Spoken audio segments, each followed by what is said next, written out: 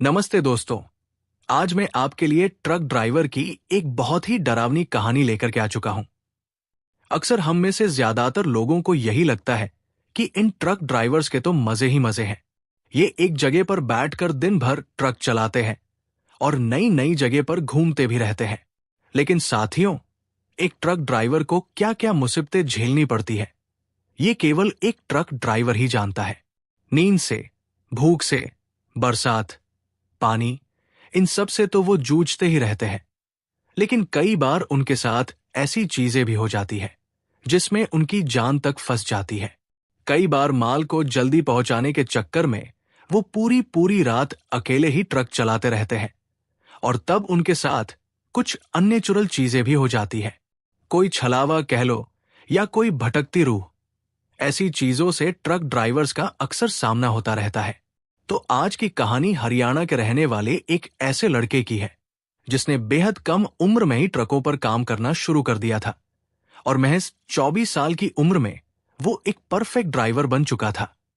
उस लड़के का नाम है धतूरा लाल और वो एक गरीब परिवार से है। तो रोजी रोटी कमाने के लिए उसने ट्रक ड्राइवर का काम करना शुरू कर दिया था और वो आधी आधी रातों को लंबे लंबे टूर पर अकेले ही ट्रक लेकर निकल जाया करता था। अभी उसकी उम्र कम थी तो उसे पता नहीं था कि आधी रात को सड़कों पर कुछ और भी खौफनाक चीजें हो सकती है। और एक बार ऐसा ही भयानक हादसा उसके साथ हो जाता है। उस हादसे की वजह से उसके पूरे परिवार पर मुसीबतों का पहाड़ टूट पड़ता है। कई दिनों तक उसका परिवार इस बहुत बड़ी मुसीबत को झेलता रहता है। तो स्टोरी को शुरू करें। धतूरा लाल एक मध्यम वर्गीय परिवार का लड़का था। वो हरियाणा के एक छोटे से गांव में रहता था। उसके परिवार में धतूरा लाल के अलावा उसके माता पिता और एक छोटी बहन थी। धतूरा लाल के पिता एक किसान थे और वे खेती बाड़ी करते थे। वही धतूरा लाल ने सिर्फ 12वीं तक ही पढ़ाई की थी, इसलिए उसे जब कोई ढंग का काम नहीं मिला तब उसने ट्रक चलाना सीखकर इसे ही अपनी रोजी रोटी का साधन बना लिया। वो ट्रक में माल लादकर अलग अलग शहर में पहुंचाने का काम करता था। धतूरा लाल अक्सर काम के सिलसिले से कई कई दिन घर से बाहर रहता था, लेकिन इससे उसे कुछ खास परेशानी नहीं हुई क्योंकि उसकी आय अच्छी खासी हो रही थी और इससे उसके परिवार का गुजर बसर अच्छे से हो रहा था। धतूरा लाल अब 23-24 साल का हो चुका था और गांवों में जल्दी ही शादी करवा दी जाती है, इसलिए उसके घर वाले उसके लिए लड़की ढूंढ रहे थे।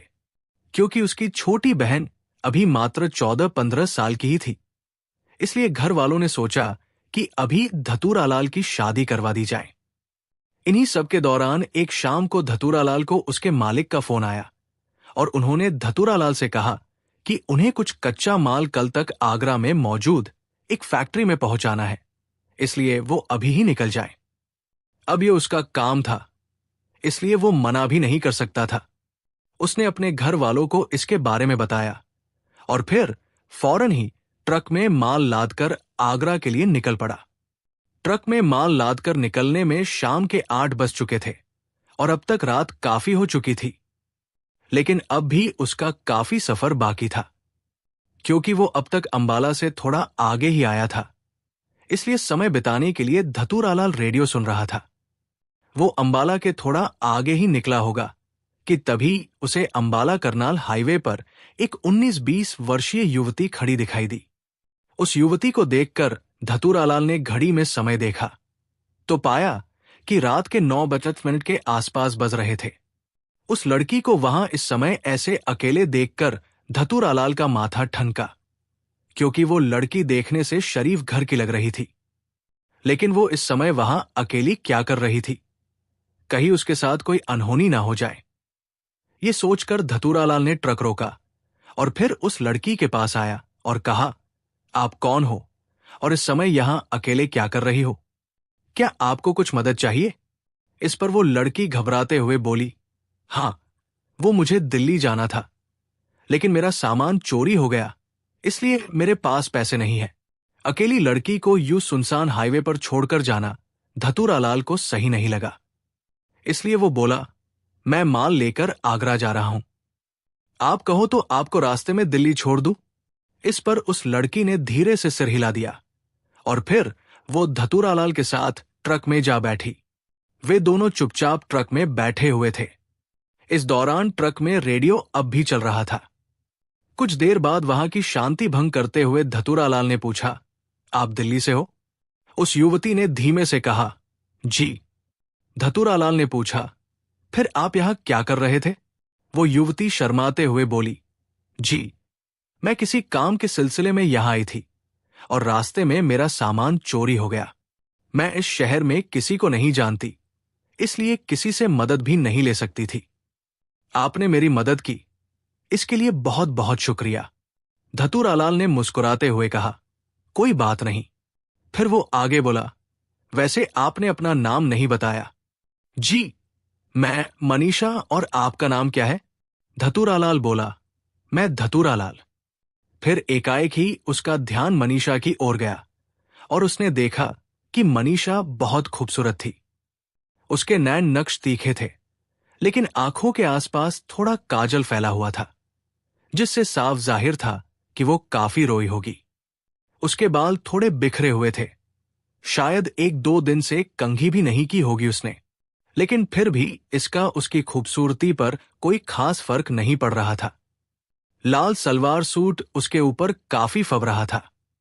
धतूरालाल छिप छिप कर मनीषा को निहारने लगा था, लेकिन जैसे ही मनीषा की नजर उस पर पड़ती तो वो नजरें फेर लेता। मनीषा ने ये नोटिस कर लिया था, लेकिन वो कुछ नहीं बोली। धतूरालाल शायद मनीषा की खूबसूरती पर मोहित हो गया था, लेकिन वो ये बात उस युवती को नहीं बता सकता था, इसलिए चुप ही रहा। फिर कुछ ही देर में मनीषा धतूरालाल के साथ बात करने में सहज महसूस करने लगी और वे दोनों बातें करने लगे। इसी दौरान बातों बातों में धतूरालाल को पता चला कि मनीषा के माता पिता कुछ समय पहले ही स्वर्ग सिधार चुके थे और अब उसका इस दुनिया में कोई नहीं था। रिश्तेदार सारे ही मतलब के लिए उससे बात करते थे, इसलिए मनीषा ने भी सभी से कन्नी काट ली थी। बातों बातों में एक ढाबा आ गया। धतूरालाल ने ट्रक वहां रोका और कहा, चलिए थोड़ा चाय नाश्ता कर लेते हैं, अभी सफर काफी लंबा है। ये सुनकर मनीषा हिचकिचाई ना कि मेरा सामान चोरी हो गया है। तब धतूरालाल ने कहा, कोई बात नहीं, पैसे मैं दे दूंगा, आप कुछ खा पी लो। अब रास्ता काफी लंबा है और रात भी काफी हो रही है, ऐसे में मुझे नींद भगाने के लिए चाय लेना जरूरी भी है और अकेले खाना पीना मुझे अच्छा नहीं लगेगा। इस पर मनीषा मना ना कर सकी, क्योंकि उसे भी भूख तो लगी ही थी। खैर, ढाबे पर उतरकर वे दोनों चाय नाश्ता करने के लिए बैठ गए। इस दौरान धतूरालाल ने मनीषा से कहा, देखिए आप शर्माइए मत, आप जो खाना चाहती है खा सकती है। फिर धतूरालाल ने वेटर को बुलाकर अपने लिए चाय और कुछ हल्का फुल्का नाश्ता मंगवाया, क्योंकि अभी उसे पूरी रात ट्रक चलाना था, इसलिए वो ऐसा कुछ नहीं खा सकता था जो भारी हो। फिर मनीषा ने उस वेटर से पूछा, क्या आपके पास मीट मछली कुछ है? उस वेटर ने कहा, जी है। मनीषा बोली, ठीक है, फिर मेरे लिए एक प्लेट वही ले आइए, चावल के साथ। उसके बाद वो वेटर वहां से चला गया। कुछ समय बाद वो दोनों का ऑर्डर ले आया। खाना आते ही मनीषा ने बिना अधिक समय गवाए वो पूरा खाना चट कर दिया। लेकिन यहां एक बात अजीब हुई कि मनीषा बहुत अजीब तरह से खाना खा रही थी, जैसे कोई भूखा भेड़िया अपने शिकार पर टूट पड़ता हो, वैसे ही। धतूरालाल को यह पहले तो अजीब लगा, लेकिन फिर उसने सोचा कि शायद मनीषा को काफी भूख लगी होगी और क्या पता उसने कितने दिनों से खाना नहीं खाया होगा। खाना खाकर वे दोनों वापस ट्रक में बैठकर वहां से चले गए। खाना खाकर अब मनीषा काफी बेहतर लग रही थी। ट्रक चलते ही दोनों की बातें दोबारा शुरू हो गई। इसी दौरान मनीषा ने धतूरालाल से पूछा, क्या आपकी शादी हो चुकी है?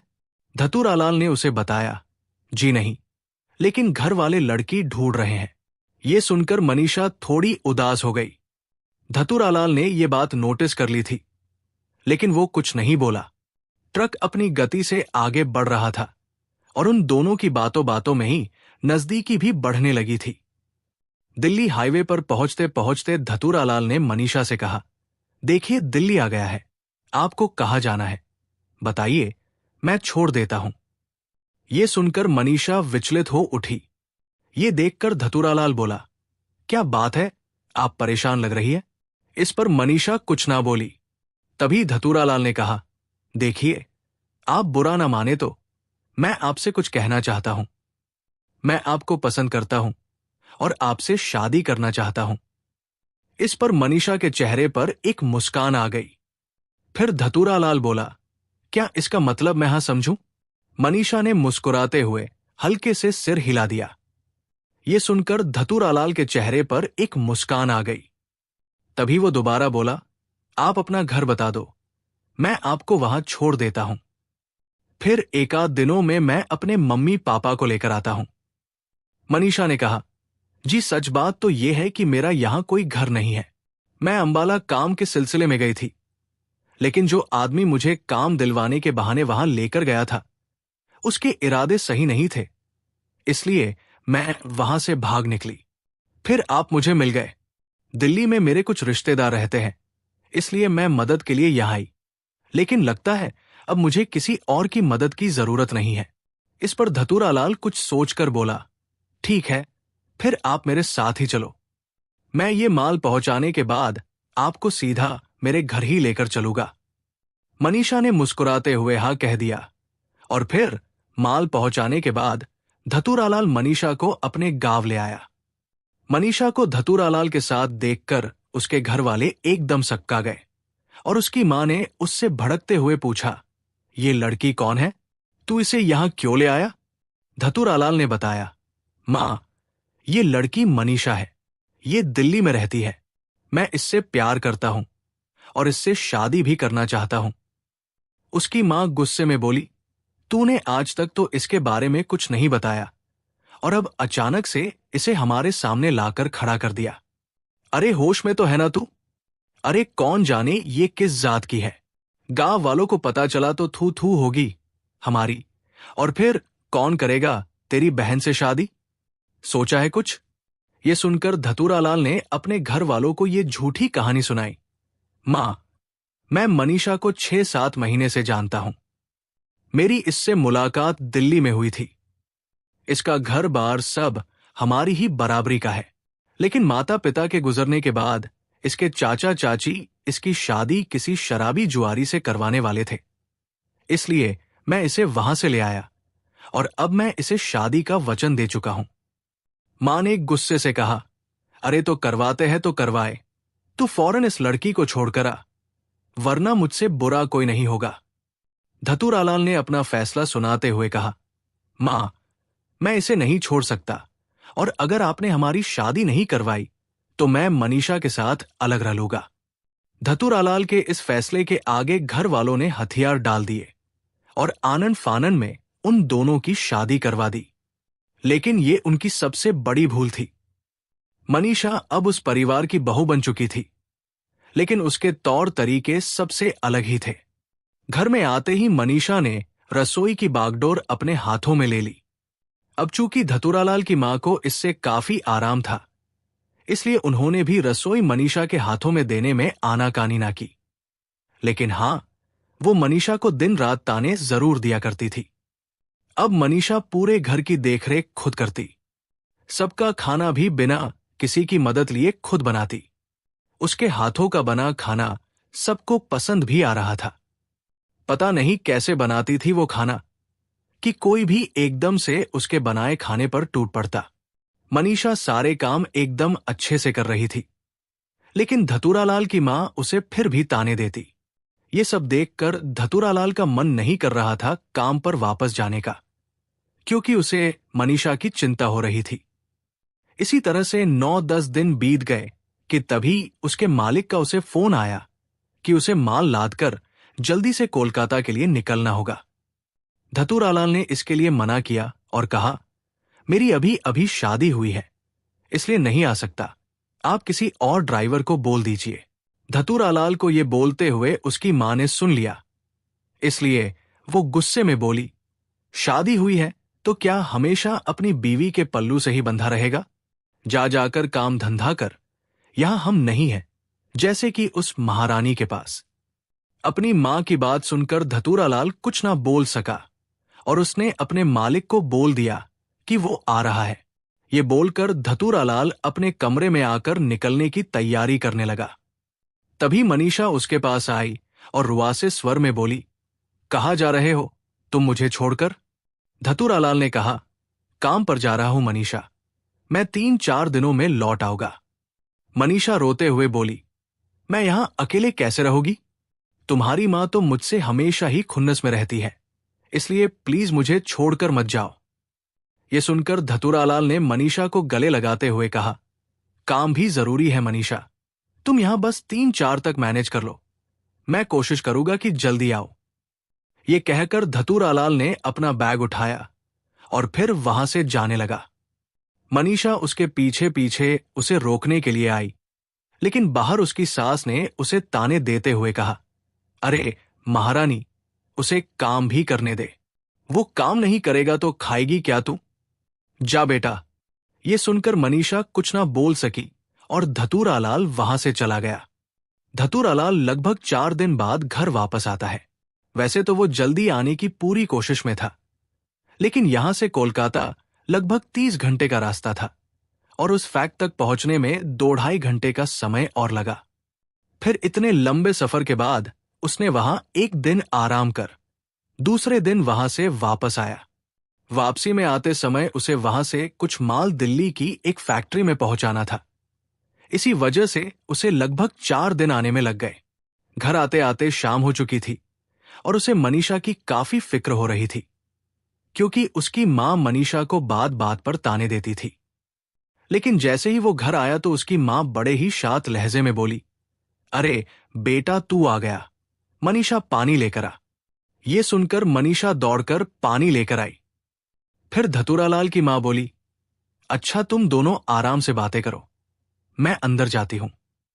ये बोलकर उसकी मां अपने कमरे में चली गई। उनका व्यवहार देखकर धतूरालाल एकदम हैरान रह गया और वो बोला, मनीषा, मां की तबीयत तो सही है ना? आज तो तुम्हें कुछ कहा ही नहीं उन्होंने। मनीषा बोली, अरे तो हमेशा ही थोड़ी सुनाएगी वो। शुरू शुरू में उन्हें हमारी शादी से दिक्कत थी, इसलिए वो ऐसा करती थी, लेकिन अब वो समझ चुकी है कि ऐसा करने से कोई फायदा नहीं है। धतूरालाल कुछ सोचते हुए बोला, वो सब तो ठीक है मनीषा, लेकिन ये कई साल पहले की बात नहीं है। अभी 4 दिन पहले ही तो वो तुमसे ऐसे बात कर रही थी, अभी अचानक से बदल गई। ये बात हजम नहीं हो रही। मनीषा ने कहा, अरे तो कहना क्या चाहते हो? मैंने कुछ किया उनके साथ? धतूरालाल ने कहा, नहीं बाबा, चलो छोड़ो, जो हुआ अच्छा ही हुआ। वैसे अब मैं नहा धोकर थोड़ा आराम कर लेता हूं। ये बोलकर धतूरालाल अपने कमरे में आ गया। धतूरालाल नहा धोकर बाहर आया तो उसकी बहन उसके पास आकर बोली, भैया खाना बन चुका है, चलकर खा लीजिए। ये बोलकर उसकी बहन वहां से जाने लगी। तभी धतूरालाल ने उसे आवाज दी और कहा, छुटकी, मैं तेरे लिए कुछ लेकर आया था। आकर धतूरालाल बोल ही रहा था, लेकिन उसकी बहन बिना कुछ कहे वहां से चली गई। ये देखकर धतूरालाल मन ही मन बड़बड़ाया, अजीब है, पहले तो हर बार पूछती रहती थी कि भैया मेरे लिए क्या लाए, लेकिन आज तो बोल भी नहीं रही, कहीं किसी बात से नाराज तो नहीं। ये सब सोचते हुए धतूरालाल रसोई में आ गया। वहां उसने देखा कि वे सारे खाना खाने के लिए बैठे हुए थे और मनीषा खाना परोसने के लिए सबके आगे थाली रख रही थी। वहां आकर धतूरालाल उनके पास बैठ गया और बैठते ही पूछा, छुटकी, तू नाराज है क्या? वो बोली, नहीं तो भैया, क्यों, कुछ हुआ है क्या? धतूरालाल ने कहा, नहीं, वो हर बार तू सामने से क्या लाए पूछती है ना, इस बार नहीं पूछा तो लगा शायद नाराज है। ये सुनकर उसकी बहन ने एक नजर मनीषा की ओर देखा और फिर कहा, पढ़ाई की टेंशन ज्यादा है, इसलिए ध्यान नहीं दिया। ठीक है, कोई बात। धतूरालाल बोल ही रहा था कि तभी अचानक उसने देखा कि मनीषा सबकी थाली में मांस परोस रही थी, जबकि उसके घर में तो सब शाकाहारी थे। इसलिए वो एकदम से बोला, मनीषा रुक जाओ, ये क्या कर रही हो? मेरे घर में सब शाकाहारी है, वो ये सब नहीं खाते, हटाओ इसे। धतूरालाल के इतने कहते ही उसकी मां उस पर भड़कते हुए बोली, क्यों हटाए? वो मैंने ही बोला है उसे ये सब बनाने के लिए, और अब से हमारे घर में 3 टाइम मांस ही बनेगा। समझा तू? डाल बहू। ये सब सुनकर धतूरालाल हैरान रह गया। उसे उसकी आंखों पर यकीन नहीं हो रहा था। तभी उसकी नजर अपने पिता के ऊपर पड़ी, जो बड़े ही अजीब ढंग से मांस खा रहे थे। यही हाल उसकी बहन और मां का भी था। वे तीनों ही बिल्कुल किसी जंगली जानवर की तरह मांस खा रहे थे। तभी मनीषा ने उसकी थाली में भी मांस परोस दिया। ये देखकर धतूरालाल ने कहा, खाने में कुछ और नहीं बना है क्या? मनीषा बोली, जी, मां ने कहा कि सबके लिए यही बनाना है, इसलिए अलग से कुछ नहीं बनाया। आप आज खा लीजिए, कल से आपके लिए अलग से कुछ बना दूंगी। धतूरालाल ने कहा, देखो, तुम सभी को जो खाना है खाओ, लेकिन मुझसे ये नहीं खाया जाएगा। ये बोलकर धतूरालाल अपनी जगह से उठा और फिर अपने लिए खिचड़ी बनाने लगा। ये देखकर उसकी मां गुस्से में बोली, शर्म नहीं आ रही तुझे अन्न का अपमान करते हुए? लेकिन धतूरालाल कुछ ना बोला। उसने अपनी खिचड़ी बनाई और खाकर अपने कमरे में आकर सो गया। धतूरालाल कमरे में आंख बंद करके लेटा ही था कि तभी उसे ऐसा लगा जैसे उसके पास कोई है। धतूरालाल ने आंखें खोलकर आसपास देखा, लेकिन वहां कोई नहीं था। ये देखकर वो दोबारा आंखें बंद करके सोने की कोशिश करने लगा, लेकिन आंख बंद करते ही उसे ये आभास दोबारा हुआ। लेकिन इसे वहम मानकर धतूरालाल इस बार आंख बंद किए हुए ही पड़ा रहा। कुछ देर बाद एक तेज गंध आई। उसे महसूस कर धतूरालाल ने अपनी आंखें खोली और आसपास देखने लगा कि आखिर वो गंध कहां से आ रही है, लेकिन उसे वहां कुछ दिखाई ना दिया। इतनी ही देर में मनीषा कमरे में आई और धतूरालाल को यूं देखकर बोली, अरे, क्या हुआ? आपने नाक मुंह क्यों सिकोड़ रखा है? क्या तुम्हें कोई बदबू नहीं आ रही? मनीषा ने कहा, नहीं तो। ये सुनकर धतूरालाल ने जब गौर किया तो अब वो बदबू नहीं आ रही थी। तब धतूरालाल बोला, यकीन मानो मनीषा, थोड़ी देर पहले आ रही थी और ठीक वैसी ही बदबू आ रही थी, जैसे कुछ सड़ने पर आती हो। मनीषा ने उसे कहा, अरे, आप इस बारे में ज्यादा मत सोचो, हो सकता है कि कोई बिल्ली कुछ लेकर जा रही हो। चलिए, अब छोड़िए इस बात को और सो जाइए, आप काफी थक गए होगे। धतूरालाल मुस्कुराते हुए बोला, हां, कल मैं तुम्हें फिल्म दिखाने ले चलूंगा। उसके बाद वे दोनों सो गए। धतूरालाल सुबह उठा और उठकर नहाने चला गया। इस दौरान उसे ऐसा महसूस होने लगा कि यहां कोई है, लेकिन जब उसने आसपास देखा तो वहां कोई नहीं था। इसे अपने मन का वहम समझकर वो नहाने चला गया। धतूरालाल नहा धोकर जैसे ही बाहर आया तो उसकी नजर घर के पूजा घर पर पड़ी। उसमें आज दीपक श्राद्ध था। ये देखकर उसने अपनी मां से पूछा, मां, आज पूजा नहीं की आपने? उसकी मां बोली, अरे, क्या पूजा करना बेटा? भगवान बिना पूजा पाठ के भी साथ ही रहते हैं, इसलिए क्या फालतू का दिखावा करना? यह सुनकर धतूरालाल काफी हैरान रह गया, क्योंकि उसकी मां अक्सर दिन में 2 टाइम पूजा करती थी, और आज उनके मुंह से ऐसी बातें सुनकर धतूरालाल को काफी अजीब लग रहा था। तभी उसकी मां दोबारा बोली, अरे, अब ऐसा खड़ा ही रहेगा? जा जाकर नाश्ता करके बहू को फिल्म दिखाने ले जा, वो कब से इंतजार कर रही है। उसके बाद धतूरालाल वहां से चला आया। फिर नाश्ता करके धतूरालाल मनीषा को फिल्म दिखाने के लिए अपने साथ ले गया। अब चूंकि मूवी थिएटर वहां से ज्यादा दूर नहीं था, तो धतूरालाल ने मनीषा के साथ पैदल जाने का फैसला किया। वे दोनों थिएटर के सामने पहुंचे ही होंगे कि तभी 4-5 कुत्तों का झुंड धतूरालाल और मनीषा की ओर देखकर भौंकने लगा। ये देखकर धतूरालाल हैरान रह गया, क्योंकि कुत्तों का झुंड ऐसे ही किसी पर नहीं भौंकता। फिर धतूरालाल ने फिलहाल इस बारे में ज्यादा ना सोचा, क्योंकि फिल्म शुरू होने वाली थी। इसलिए उसने एक पत्थर उठाया, जिससे डरकर वे सारे कुत्ते अलग हट गए और फिर धतूरालाल और मनीषा थिएटर के अंदर जाने लगे। लेकिन वे कुत्ते अभी भी उन दोनों की ओर देखते हुए भौंक रहे थे। खैर, फिल्म देखकर वे दोनों वापस घर आ गए। फिर रात को धतूरालाल को छोड़कर बाकी सबने हमेशा की तरह मांस मछली का सेवन किया और फिर थोड़ी देर बाद सो गए। खाना खाकर सभी अपने अपने कमरों में चले गए। धतूरालाल और मनीषा भी अपने कमरे में आ गए और फिर प्यार भरी बातें करने लगे। कुछ देर बाद वे दोनों भी सो गए, लेकिन अचानक देर रात कुत्तों के भौंकने की आवाज से उसकी नींद खुली। उसने आंखें खोलकर देखा तो पाया कि उसकी पत्नी मनीषा वहां नहीं थी और कुत्ते भी लगातार उसके घर के बाहर से भौंक रहे थे। धतूरालाल सोचने लगा कि इतनी रात में उठकर जाना ठीक रहेगा भी या नहीं, और मनीषा कहाँ गई।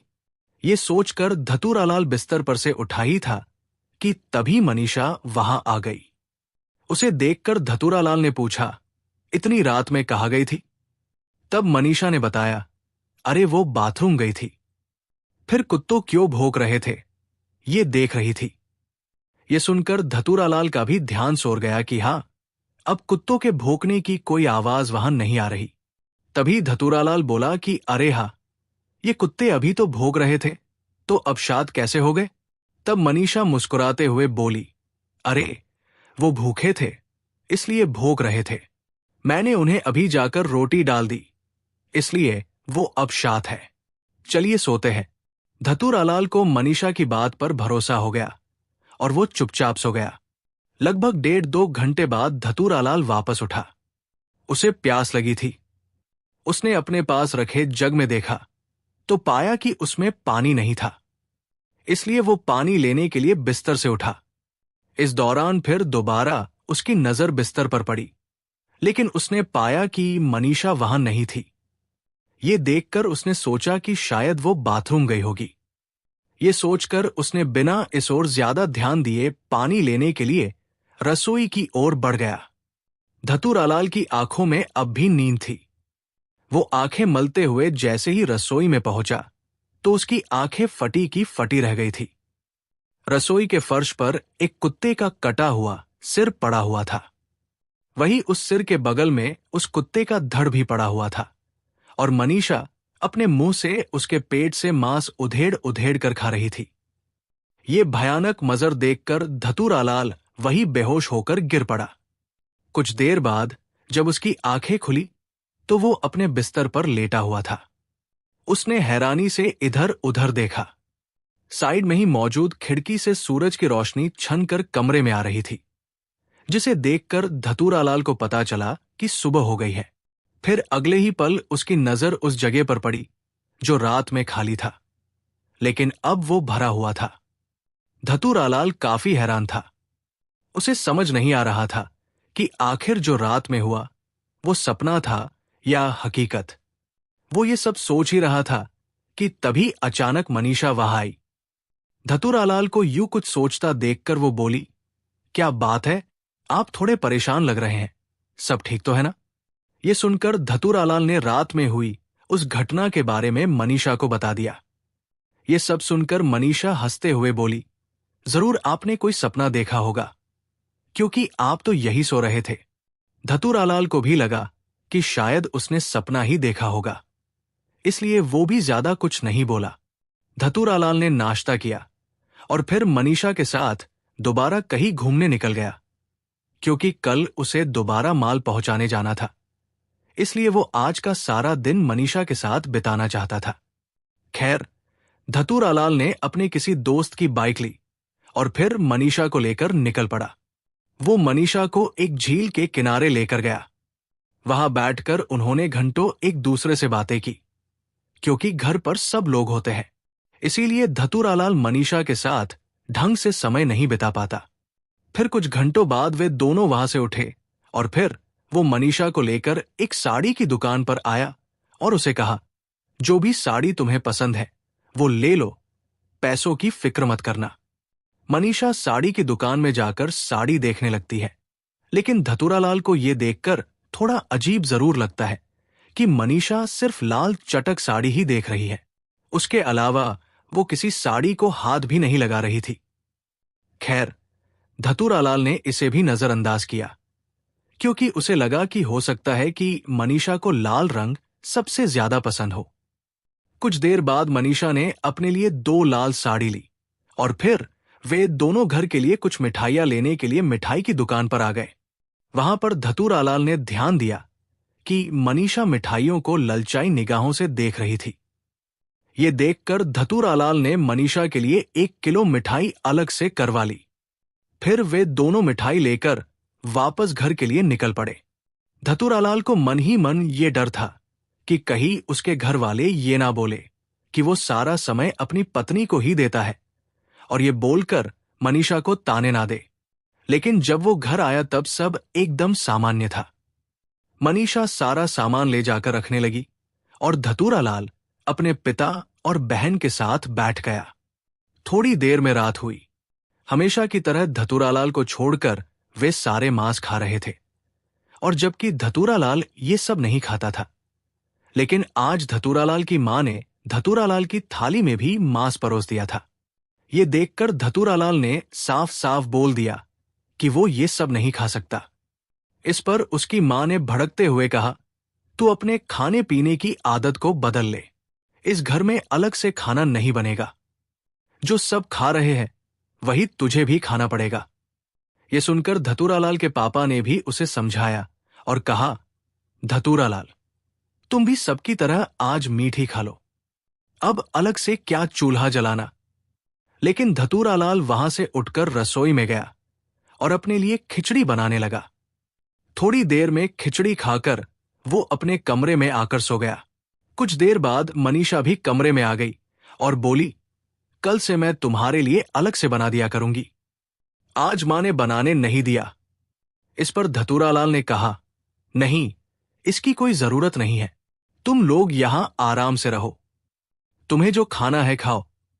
मेरा क्या है, मैं ज्यादातर तो घर से बाहर ही रहता हूं, इसलिए मेरी वजह से तुम्हें खामखा सुनना पड़ेगा।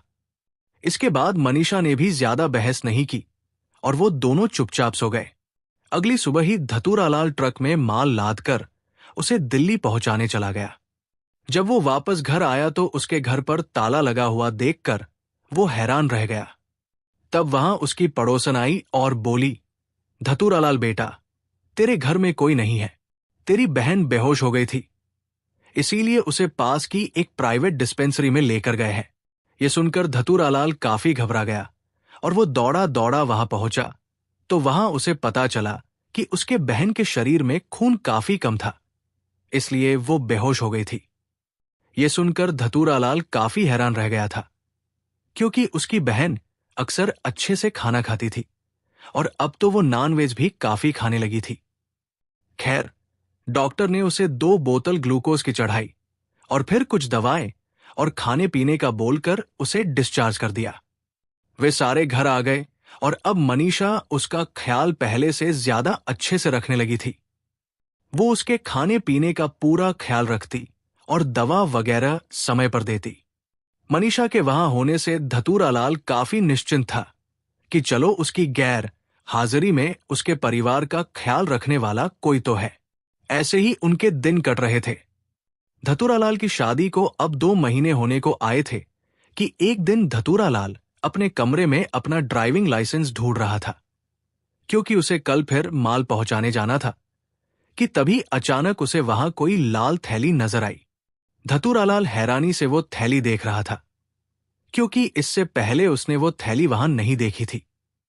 इसलिए वो उस थैली को खोलने लगा। लेकिन इससे पहले कि वो उस थैली को खोलता, मनीषा वहां आ गई और बोली, आप यहां क्या कर रहे हैं? यह सुनकर धतूरालाल बोला, मैं बस अपना ड्राइविंग लाइसेंस ढूंढ रहा था, क्योंकि मुझे कल सुबह वापस काम के लिए निकलना है। इस पर मनीषा ने एक बक्से में से ड्राइविंग लाइसेंस निकालकर उसे दिया और मुस्कुराते हुए बोली, आप हमेशा ये भूल जाते हैं, इसलिए मैंने इसे संभाल कर इस बक्से में रख दिया, बाकी के जरूरी कागजों के साथ। आपको जो चाहिए होगा इसमें देख लेना। अब चलिए चलकर रात का खाना खा लीजिए। ये सुनकर धतूरालाल ने वो लाल थैली वहीं रख दी और मनीषा के साथ बाहर आ गया। बाहर आकर उसने सबके साथ बैठकर खाना खाया।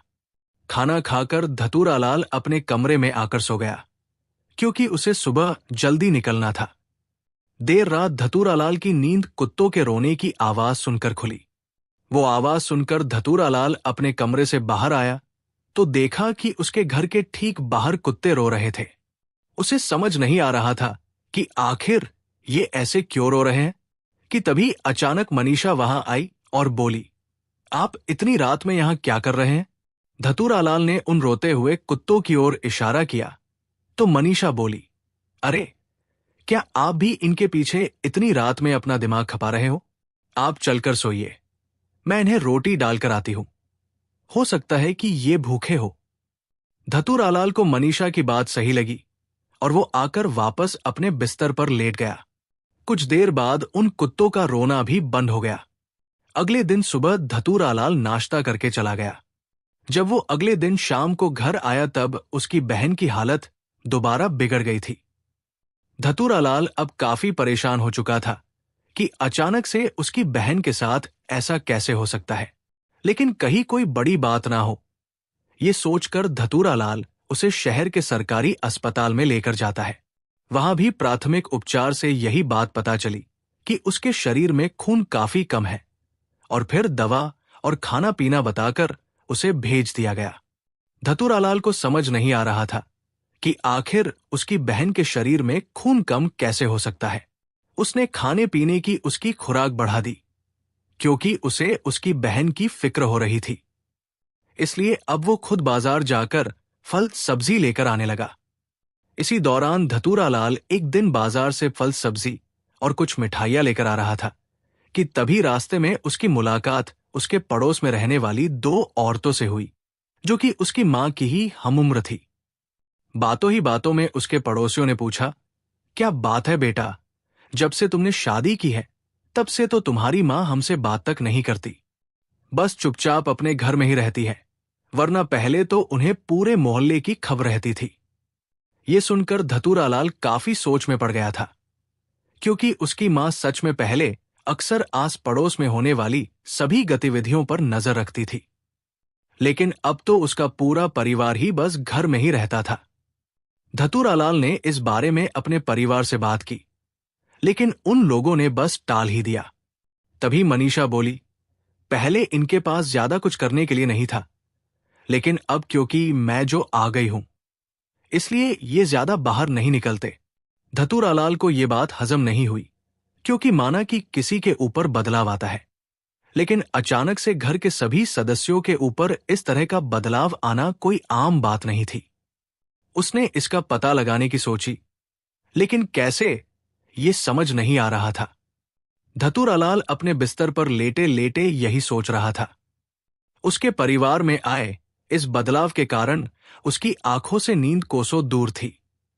उसे अब अपने परिवार की चिंता होने लगी थी। अपने परिवार के बारे में सोचते सोचते कई बार उसे ख्याल आया कि कहीं किसी ने उसके परिवार के ऊपर कोई टोना टोटका तो नहीं कर दिया, क्योंकि एक तो उसके परिवार वाले काफी बदले बदले लग रहे थे।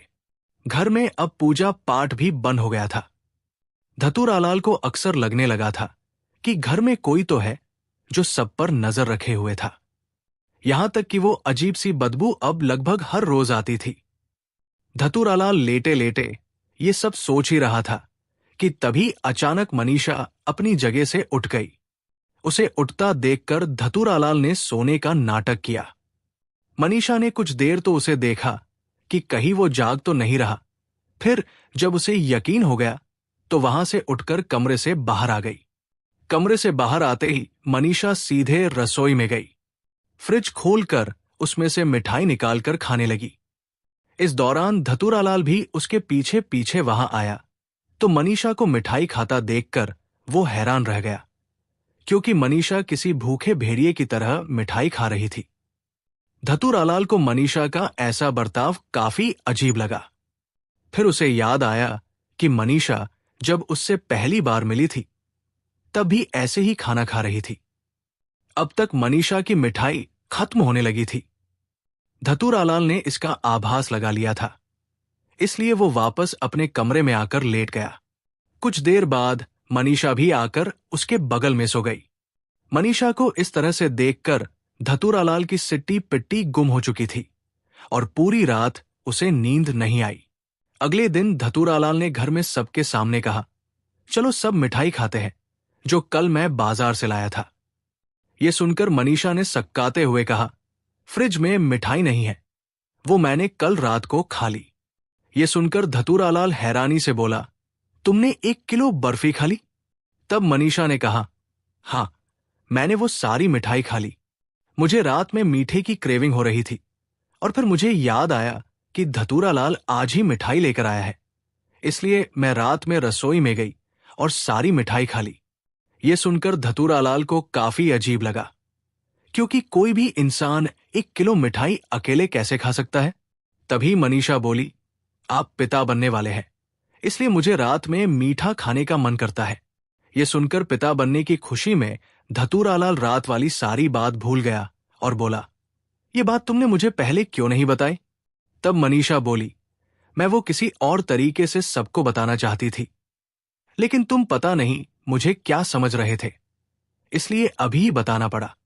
तब धतूरालाल बोला, चलो कोई बात नहीं, अब से तुम्हें किसी भी चीज का मन करता है तो मुझे बताया करो, मैं फौरन उसे तुम्हारे लिए लेकर आऊंगा। अब धतूरालाल मनीषा का अच्छे से ख्याल रखने लगा था, लेकिन उसे अपने माता पिता और बहन का बर्ताव अजीब लग रहा था। इसलिए अपने घर में से सारी नकारात्मक ऊर्जा निकालने के लिए उसने हवन करवाने की सोची। अगले दिन वो पंडित को लेकर घर में आया।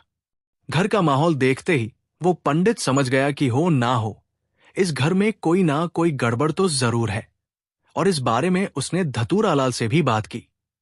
लेकिन धतूरालाल को लगा कि ये सब इस पंडित के पैसे ठगने के तरीके हैं, इसलिए उसने उसकी बात पर ध्यान नहीं दिया और कहा कि आप केवल हवन करवाइए। अब जैसे ही वहां हवन शुरू होने लगा कि तभी अंदर से उसके पिता आए और उन्होंने हवन का सारा सामान उठाकर बाहर फेंकना शुरू कर दिया।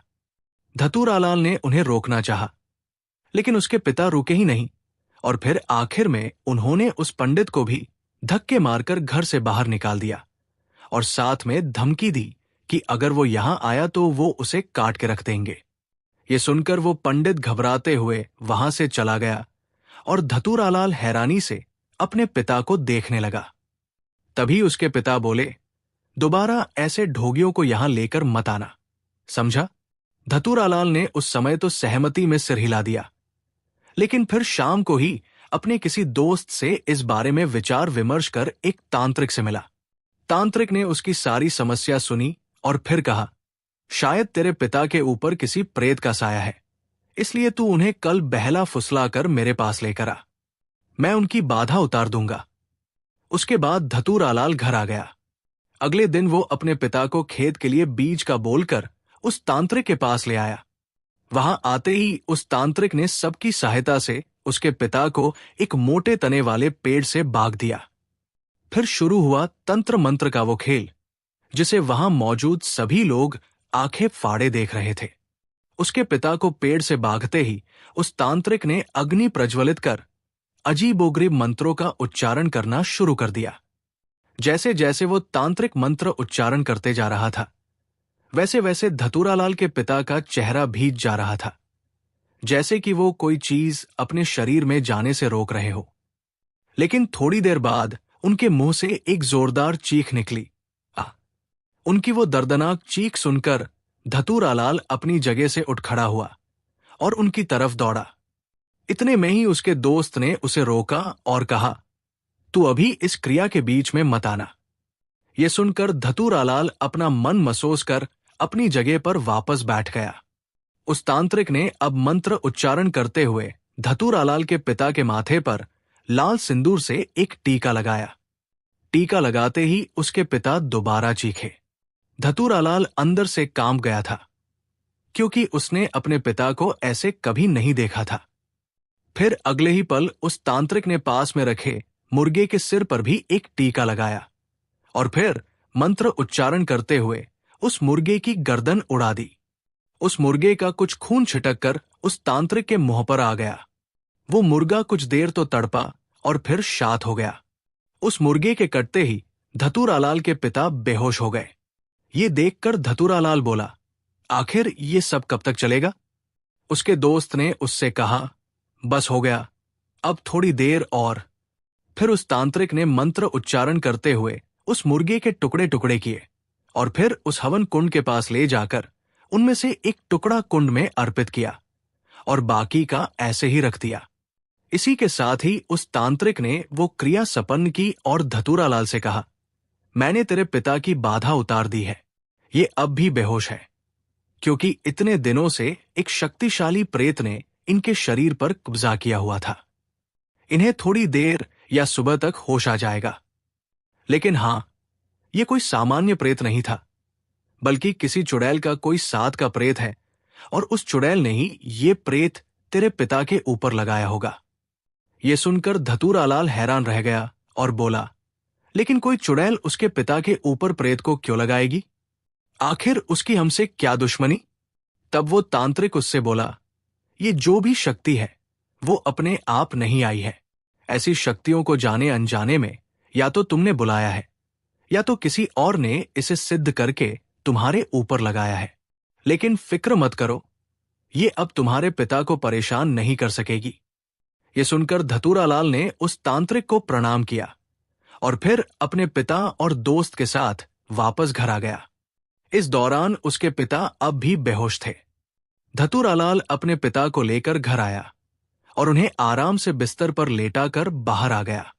इस दौरान उसकी मां घबराते हुए बोली, आखिर ये बेहोश कैसे हुए?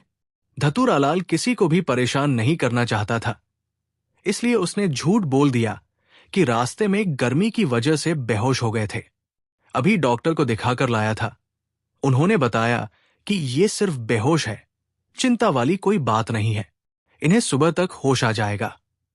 ये सुनकर सभी निश्चिंत होकर सो गए। अगली सुबह उसके पिता जब खाना खाने बैठे तो हर बार की तरह इस बार भी मनीषा ने उन्हें मीट परोस दिया। ये देखकर धतूरालाल के पिता को बहुत गुस्सा आया और वो गुस्से में बोले, धतूरालाल, अपनी पत्नी को समझा दे कि आगे से मेरी थाली में मांस ना आए। मैं शाकाहारी इंसान हूं। ये कहकर उसके पिता बिना कुछ खाए ही उठकर वहां से चले गए। उन्हें ऐसे देखकर वे सारे ही हैरान थे और अब धतूरालाल को लगने लगा था कि हो ना हो उसकी मां और बहन पर भी ऐसा ही कोई साया आया होगा। तभी तो कल पापा की बाधा उतरवाई, अब वो पहले की तरह सामान्य हो गए हैं। ये सोचकर धतूरालाल शाम को दोबारा उस तांत्रिक के पास गया और उसे उसकी मां और बहन के बारे में भी बताया। तांत्रिक ने उसे उसकी मां को लेकर आने के लिए कहा, साथ ही सारी सामग्रियां भी दोबारा मंगवाई। अगले दिन धतूरालाल अपनी मां को किसी बहाने से अपने साथ तांत्रिक के पास ले आया। पहले तो तांत्रिक को देखकर वो भागने की कोशिश करने लगी, लेकिन धतूरालाल और उसके दोस्त ने उन्हें कैसे भी करके पकड़कर वापस उस पेड़ से भाग दिया। उसके बाद तांत्रिक क्रियाओं का वही सिलसिला दोबारा शुरू हुआ। इस दौरान उसकी मां काफी चीख रही थी, लेकिन धतूरालाल ने उनकी तरफ देखा तक नहीं। फिर मुर्गे की बलि चढ़ते ही उसकी मां बेसुध हो गई और फिर कुछ ही देर बाद वो तांत्रिक क्रिया संपन्न हुई।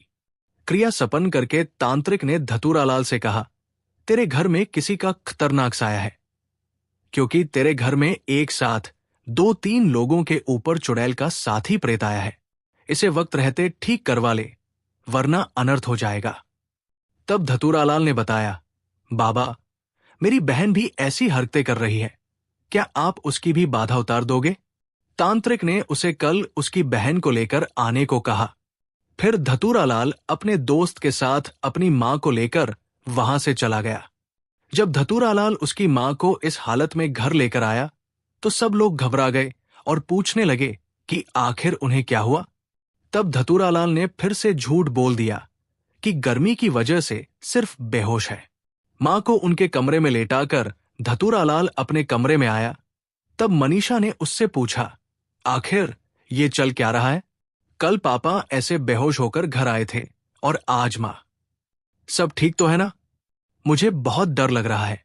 तब धतूरालाल ने उसे आश्वस्त किया, सब ठीक है, और अगर कोई फिक्र की बात हुई तो मैं हूं सब ठीक करने के लिए। इसलिए तुम अपना और बच्चे का ख्याल रखो, बाकी सब मुझ पर छोड़ दो। असल में धतूरालाल मनीषा को ये सब बताकर टेंशन नहीं देना चाहता था, क्योंकि इसका असर उसके होने वाले बच्चे पर भी हो सकता था। खैर, अगले दिन मनीषा ने सुबह नाश्ते में धतूरालाल की मां के आगे मांस परोस दिया। ये देखकर वो एकदम गुस्से में आ गई और मनीषा के बाल पकड़कर मारने ही वाली थी कि तभी धतूरालाल ने उन्हें रोक लिया और पूछा, क्या बात है मां, आप क्यों इसे मार रही हो? तब उसकी मां गुस्से में बोली, आखिर इसकी हिम्मत कैसे हुई मेरे आगे ये सब परोसने की? इस घर में कोई भी ये सब नहीं खाता, इसलिए अब से ये भी नहीं खाएगी। ये बोलकर उन्होंने मांस का बर्तन उठाकर बाहर फेंक दिया। मनीषा ये सब देखकर काफी घबरा गई। वो घबराते हुए आंखों में आंसू लिए धतूरालाल की ओर देखने लगी। तब धतूरालाल बोला, मां, अगर हम ये सब नहीं खाना चाहते तो ना सही, लेकिन मनीषा ये सब खाती है, इसीलिए उसे खाने दो। तब उसकी मां बोली, इस घर में ऐसा कुछ नहीं आएगा, जिसको खाना है बाहर जाकर खाए। अब इसके आगे धतूरालाल उनसे कुछ ना बोल सका और वो मनीषा से बोला, मनीषा, मैं तुम्हें बाहर ले चलूंगा, तुम वहां खा लेना। इतने में ही उसकी बहन बोली, भैया, मुझे भी खाना है, इसीलिए मैं भी चलूंगी।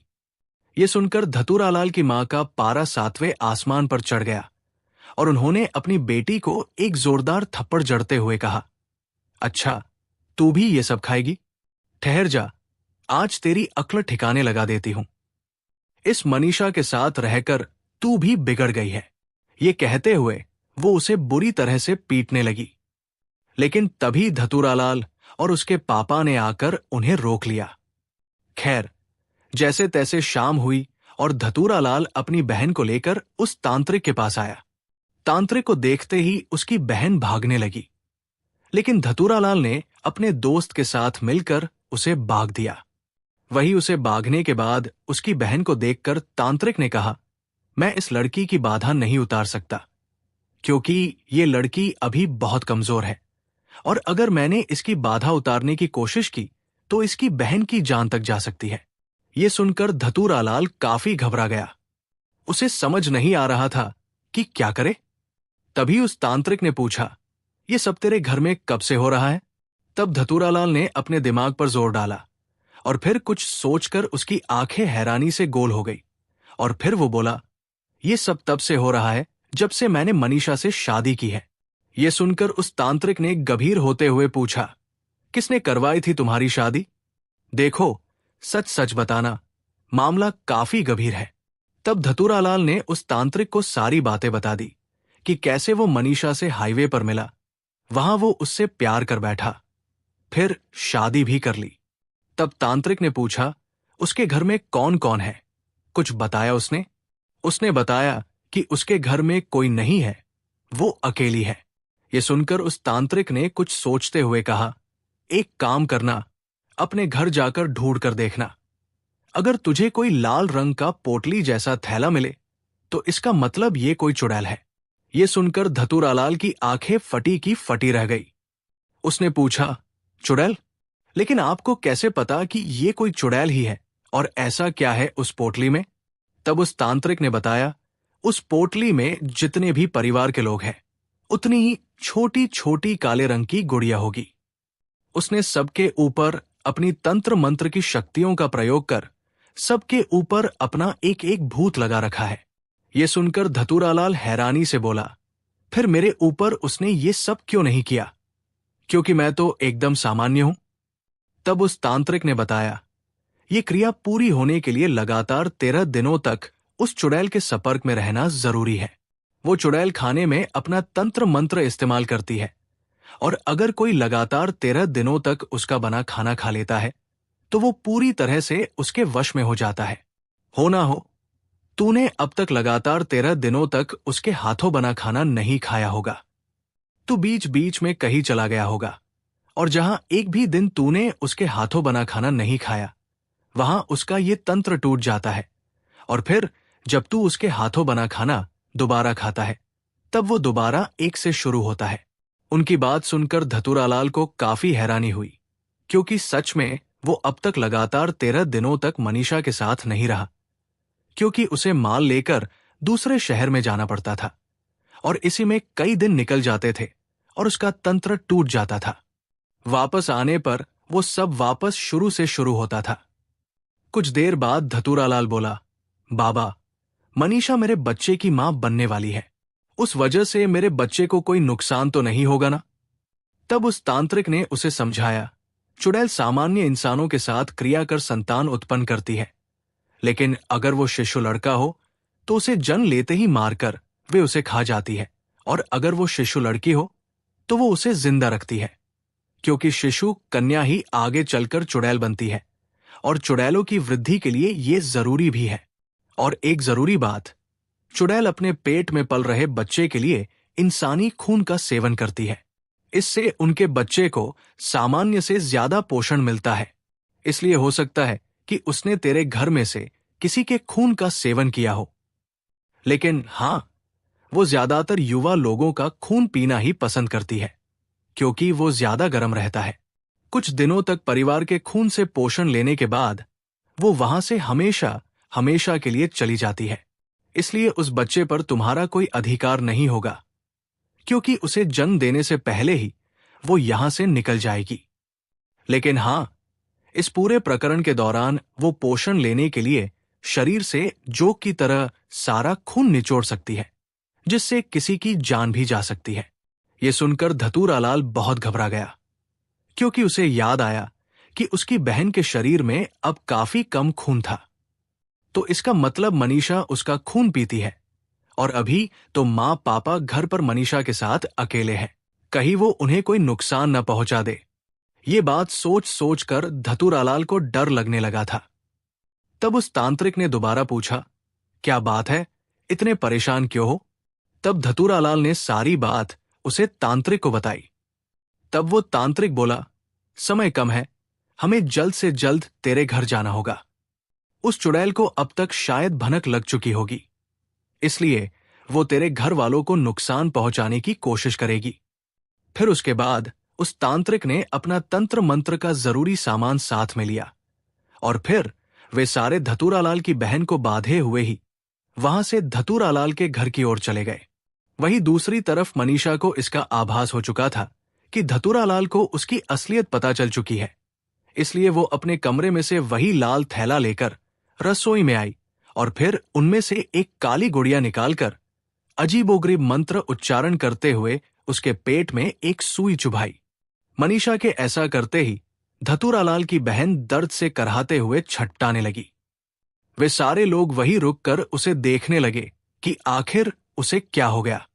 उसके बाद उसने दोबारा मंत्र उच्चारण कर एक सुई उस गुड़िया के सीने में चुभाई, जिससे उसकी बहन दोबारा दर्द से चीखी।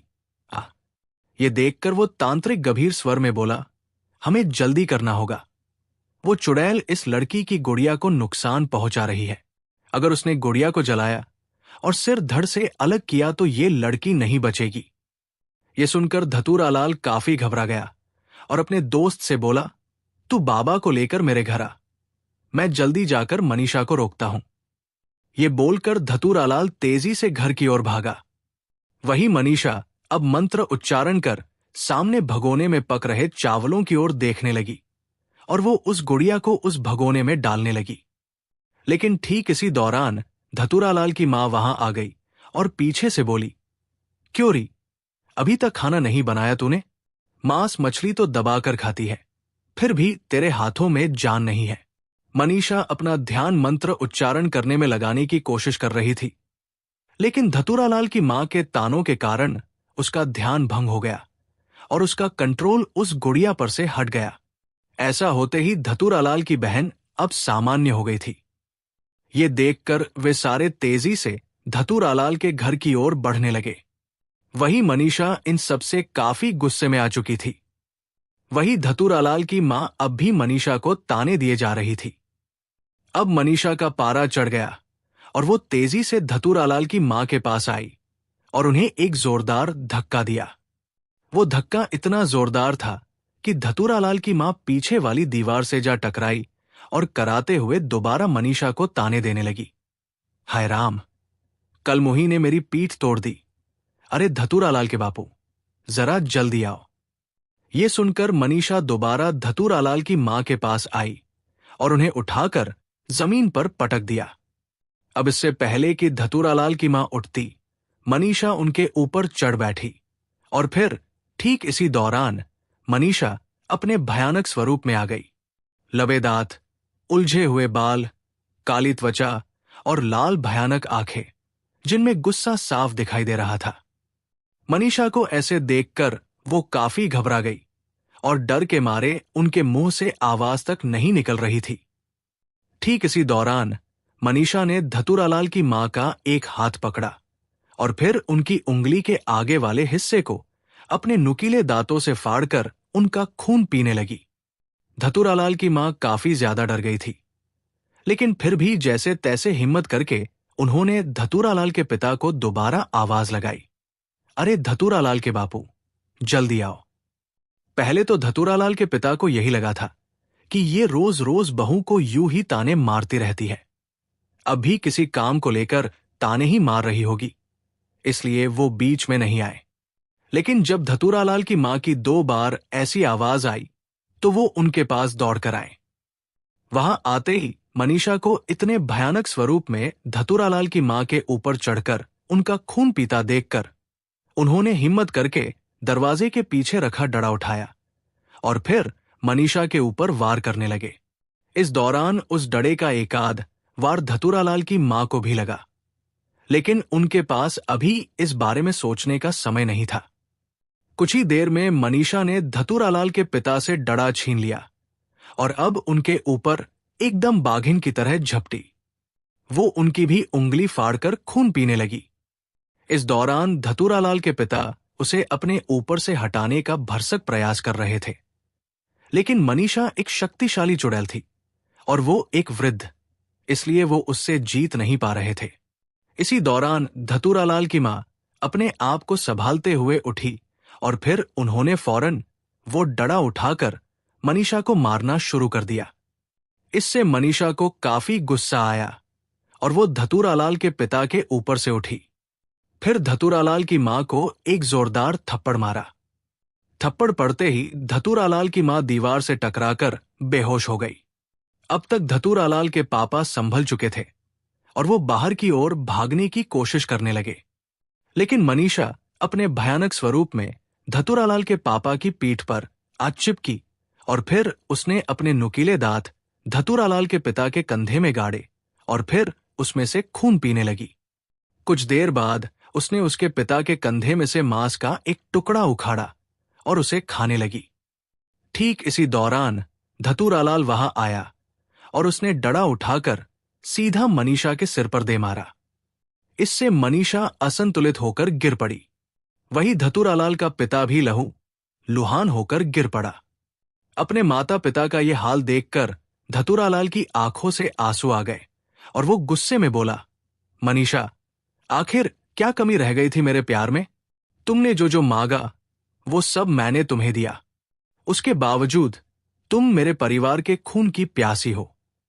मनीषा ये सुनकर अपनी भयानक आवाज में बोली, हम किसी से प्यार नहीं करते, समझा? हम बस तुम मानवों को प्रजन और पोषक तत्वों के लिए इस्तेमाल करते हैं और मेरा मतलब तुमसे पूरा हो चुका है। इसलिए अब इससे पहले कि वो तांत्रिक यहां आकर मुझे नुकसान पहुंचाए, मैं यहां से जा रही हूं।